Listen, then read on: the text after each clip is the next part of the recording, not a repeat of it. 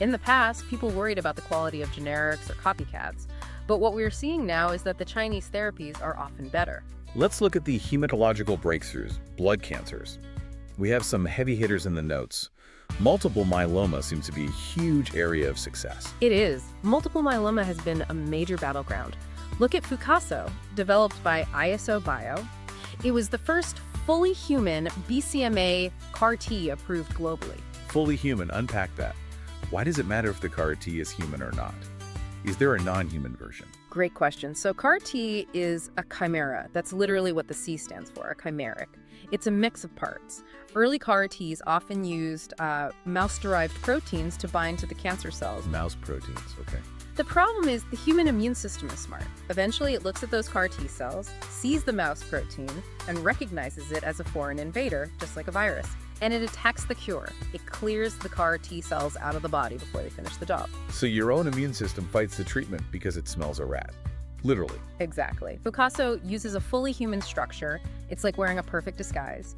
The body accepts it. The cells persist longer, keeping the cancer at bay. And the data backs that up. The 2025 data is just stunning. In newly diagnosed high-risk patients, they achieved a 100% overall response rate. 100%. In medicine, we almost never see 100% of anything. It's incredibly rare. But what stands out to me even more is the inclusivity. They included patients with kidney damage in the trials. In Western trials, if your kidneys are failing, you are almost always excluded. You're considered too risky to treat.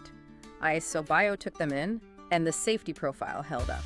That's huge. It's not just cherry-picking the healthiest patients to pad the stats. And then, of course, there's Carvykti from Legend Biotech. That's the one everyone knows, right? That's the global heavyweight. It started in China, partnered with J&J, and is now generating over $500 million a quarter. The CARTITUDE-4 data confirmed it improves overall survival compared to standard care. It proved that Chinese innovation could pass the FDA's scrutiny and succeed globally. There's one more on the list for leukemia that caught my eye. Yorweta. The notes say it's the first CAR-T with 100% indigenous Chinese IP. Yes, that matters for independence. They control their supply chain completely. They aren't relying on a viral vector from Germany or a patent from the US. But look at the efficacy stats. In the trials, 100% of the responders were MRD negative. MRD negative. We hear that term a lot. Break it down for the listener. Minimal residual disease negative. Think of it like cleaning a house. Standard remission is like walking into a room and saying, looks clean. MRD negative is taking a magnifying glass and a swab to the floorboards and still finding no dirt. It means they couldn't find a single cancer cell left, even with highly sensitive molecular testing. And that is the strongest predictor of whether the cancer comes back. Exactly. Getting 100% of responders to that state is an incredible benchmark. So in blood cancers, they are matching or even beating the global standard. But here's where it gets really interesting. Or scary, depending on where you live. Solid tumors. The holy grail. Right.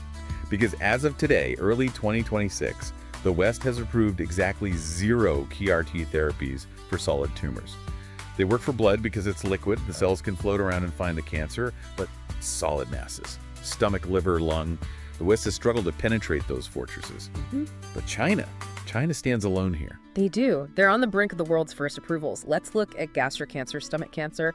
It's highly prevalent in East Asia.